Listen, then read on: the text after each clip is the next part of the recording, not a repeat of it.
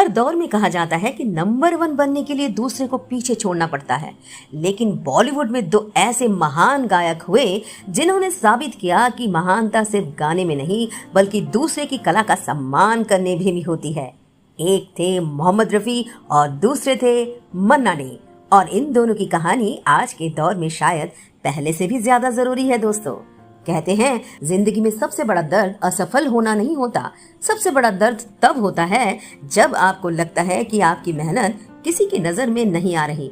और जरा कल्पना कीजिए, बम्बई यानी आज का मुंबई, 1950 का दशक, फिल्म स्टूडियो की लाइटें रात तक जल रही हैं, संगीतकार नई धुनें बना रहे हैं, हर रिकॉर्डिंग रूम में एक ही नाम गूंज रहा है, मोहम्मद रफ़ी। निर्माता कहते अगर रफ़ी गाएंगे तो गाना बिकेगा, हीरो कहते अगर रफ़ी की आवाज मिलेगी तो किरदार अमर हो जाएगा। पूरे देश में रफ़ी की आवाज का जादू था। लेकिन इसी शहर में एक और गायक रोज सुबह उठकर घंटों रियाज करता था, सुरों से दोस्ती करता था, लेकिन रात को सोने से पहले उसके मन में एक ही सवाल उठता था, क्या मेरी मेहनत कभी रंग लाएगी? वे थे मन्ना डे। आज संगीत की दुनिया उन्हें एक विश्वविद्यालय मानती है, लेकिन उस समय उनकी पहचान संघर्ष से ज्यादा कुछ नहीं थी। मन्ना डे का संगीत से रिश्ता सिर्फ रोजगार का नहीं था, वह उनके लिए पूजा था। उनके चाचा कृष्णचंद्र डे से मिली तालीम, सालों का रियाज, शास्त्रीय संगीत की गहरी समझ, सब कुछ था। लेकिन फिल्म इंडस्ट्री का सच अलग था।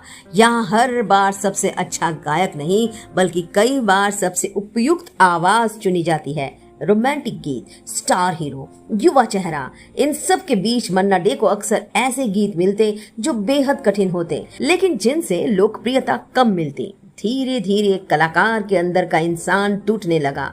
बाद में मन्ना डे ने खुद स्वीकार किया कि एक ऐसा समय आया जब उन्होंने तय कर लिया था, अब बहुत हो गया, शायद मुझे फिल्म इंडस्ट्री छोड़ देनी चाहिए, मुझे मुंबई छोड़ देना चाहिए। लेकिन वो मुंबई छोड़ नहीं सके। कैसे? वेलकम टू आरपीज वर्ल्ड, मेरी आवाज सुनो दोस्तों।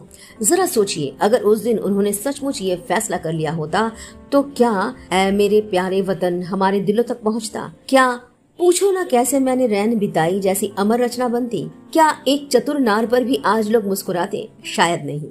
लेकिन किस्मत की सबसे खूबसूरत बात यह है कि दोस्तों, वह आखिरी फैसला इंसान के हाथ में नहीं छोड़ती। उधर मोहम्मद रफ़ी सफलता की सबसे ऊंची चोटी पर थे, इतनी सफलता कि लोग उन्हें उस दौर की आवाज कहने लगे थे। लेकिन रफ़ी की असली पहचान सिर्फ उनकी आवाज नहीं थी, उनकी पहचान थी उनकी विनम्रता।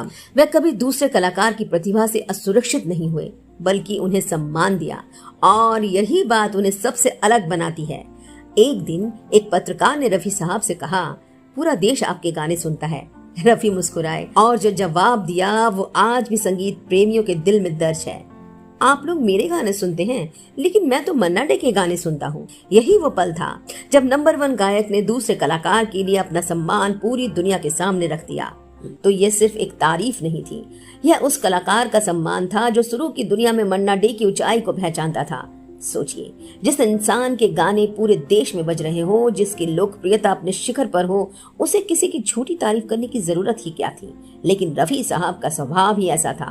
ये मानते थे कि अच्छा कलाकार वही है जो दूसरे कलाकार की कला को भी उतनी ही ईमानदारी से सलाम करें। शायद इसी वजह से मन्ना डे भी हमेशा रफ़ी साहब का जिक्र बड़े सम्मान से करते थे। उन्होंने कई बार कहा कि रफ़ी सिर्फ एक महान गायक नहीं बल्कि एक असाधारण इंसान भी थे। दोनों एक ही दौर में गा रहे थे, दोनों एक दूसरे के प्रतिद्वंद्वी भी थे, लेकिन दोनों के बीच कभी कटुता की कहानी नहीं सुनाई देती। आज के दौर में जब छोटी सी सफलता के लिए लोग एक दूसरे को प्रतिद्वंद्वी समझने लगते हैं, वहां उसी दौर के ये 2 कलाकार एक दूसरे की सफलता पर खुश होना जानते थे। इसी दौरान एक ऐसा गीत बना जिसे आज भी भारतीय फिल्म संगीत की सबसे कठिन प्रस्तुतियों में गिना जाता है, केतकी गुलाब जूही। यह गीत सिर्फ एक धुन नहीं था, यह शास्त्रीय संगीत की परीक्षा थी। मन्ना डे शुरुआत में इस गाने को लेकर सहज नहीं थे। उन्हें लगा कि इतनी कठिन प्रस्तुति को निभाना आसान नहीं होगा, लेकिन जब गीत रिकॉर्ड हुआ तो इतिहास बन गया। आज भी संगीत सीखने वाले विद्यार्थी इस गीत को सिर्फ सुनते नहीं, समझने की कोशिश करते हैं। केतकी गुलाब जूही फिल्म बसंत बहार का एक ऐतिहासिक शास्त्रीय युगल गीत, और इसे गाया था पंडित भीमसेन जोशी और मन्ना डे ने।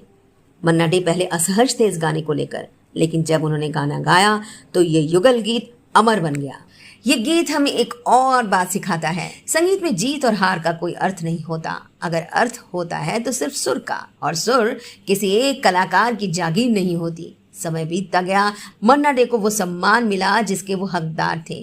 उन्हें राष्ट्र सम्मान मिले, देश विदेश में उनके कार्यक्रम हुए। लोगों ने माना कि फिल्म संगीत में शास्त्रीय गायकी को जिस ऊंचाई तक मन्ना डे लेकर गए वह बहुत कम कलाकार कर पाए। दूसरी ओर मोहम्मद रफ़ी का नाम भी इतिहास के सबसे महान पार्श्व गायकों में दर्ज हो गया। लेकिन आज इतने वर्षों बाद जब हम इन दोनों को याद करते हैं तो सिर्फ इनके गीत याद नहीं आते, उनका व्यवहार भी याद आता है। आज सोशल मीडिया हमें सिखाता है किसी को हराकर आगे बढ़ो, लेकिन रफ़ी और मन्ना डे की कहानी सिखाती है किसी का सम्मान करके भी महान बना जा सकता है। यही वजह है कि आज भी जब रफ़ी का कोई गीत बजता है तो लोग सिर्फ आवाज नहीं सुनते, एक इंसान की विनम्रता भी महसूस करते हैं। और जब मन्ना डे का कोई गीत बजता है तो सिर्फ सुर नहीं सुनाई देते, दशकों की साधना सुनाई देती है। शायद महान कलाकार वही नहीं होता जो सबसे ज्यादा तालियां बटोर ले। महान कलाकार वो होता है जिसकी सफलता देखकर दूसरा महान कलाकार भी मुस्कुरा कर कहे, मैं उसके गाने सुनता हूँ। यही थी मोहम्मद रफ़ी और मन्ना डे की कहानी, दो आवाजों की कहानी, दो महान इंसानों की कहानी। अगर आपको भी लगता है कि आज की दुनिया में ऐसे कलाकारों से बहुत कुछ सीखने की जरूरत है तो कमेंट जरूर कीजिए। और अगर आपको ऐसी ही सच्ची और दिल को छू लेने वाली कहानियां पसंद है तो आरपीज वर्ल्ड मेरी आवाज को जरूर सब्सक्राइब कीजिए। शुक्रिया दोस्तों, आरपीज वर्ल्ड मेरी आवाज सुनने के लिए। अगर वीडियो पसंद आए तो शेयर करने के साथ साथ हाइप करना भी ना भूलें।